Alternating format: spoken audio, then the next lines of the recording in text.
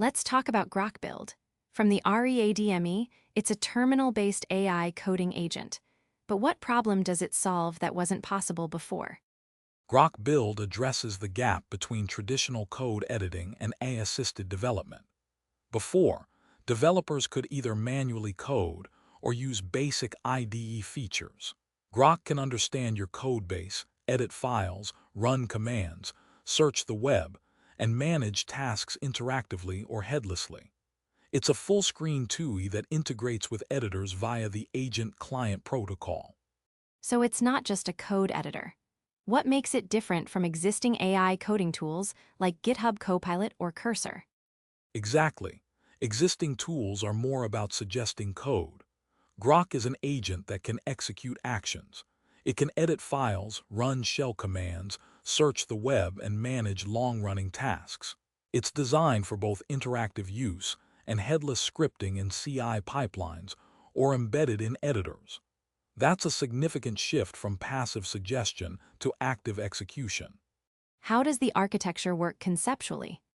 The system is divided into the TUI frontend, the agent runtime, and various tools. The TUI handles rendering, scrollback, prompts, and modals.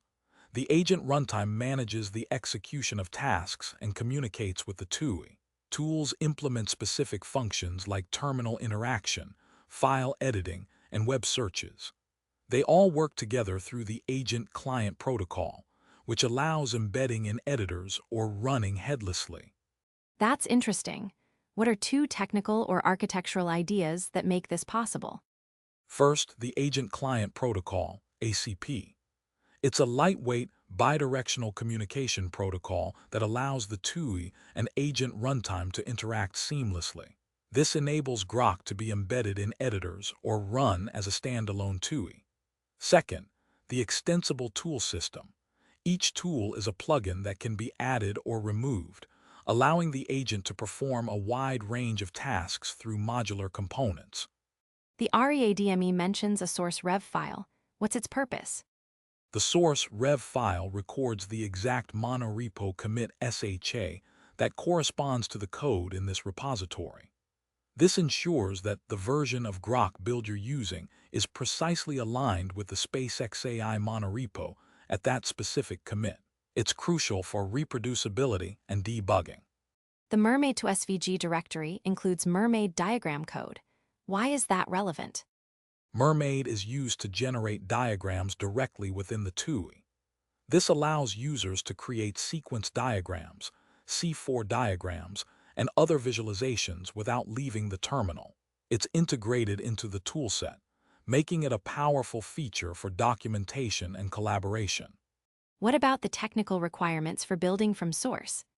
Building from source requires Rust, the /tool for hermetic builds, and Prodoc for proto-codegen.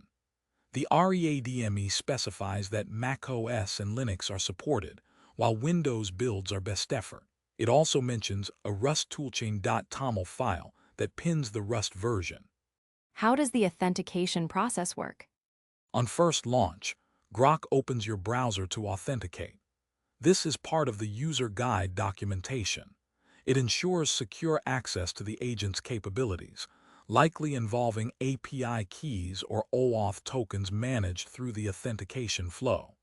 What are some limitations or caveats mentioned in the documentation? The documentation notes that Windows builds are not currently tested and are best effort. Also, the third-party Mermaid code is vendored, which might introduce licensing or maintenance complexities. Additionally, the tool's full capabilities depend on the SpaceXAI monorepo, which could limit customization. How does the tool handle sandboxing and security? The user guide mentions sandboxing as part of the configuration and security features.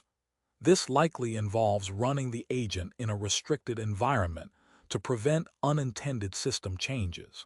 It's a critical aspect for headless use in CI or embedded scenarios. What about plugin or skill extensibility? Grok supports plugins and skills through the tool system. Developers can create and integrate new tools, expanding the agent's capabilities. This modularity is a key design principle, allowing the ecosystem to grow with user needs. How does it manage long-running tasks? The agent runtime is designed to handle long-running tasks by maintaining state and managing checkpoints. This allows tasks to be paused, resumed, or monitored without losing progress. It's essential for complex workflows that require sustained execution. What's the significance of the xai-Grok pager binary? The xai-Grok pager binary is the compiled TUI application. It's the entry point for running Grok Build. Official installs rename it to Grok for user convenience. It's the main interface for interacting with the AI coding agent. How does it compare to traditional IDEs? Traditional IDEs offer rich UIs but are less flexible. Grok Build is a terminal-based agent that's more lightweight and extensible. It's designed for power users who prefer the terminal and want deep integration with AI capabilities, rather than relying on a monolithic IDE.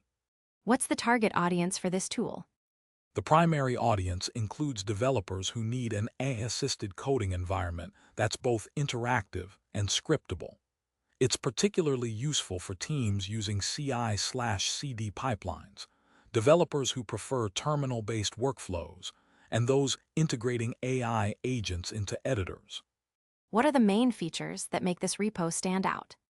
The standout features are the full-screen TUI with mouse interaction, the agent client protocol for embedding in editors, and the extensible tool system. These combine to offer a powerful, flexible, and interactive AI coding experience that's unmatched in the current landscape. Who should actually care about this repo?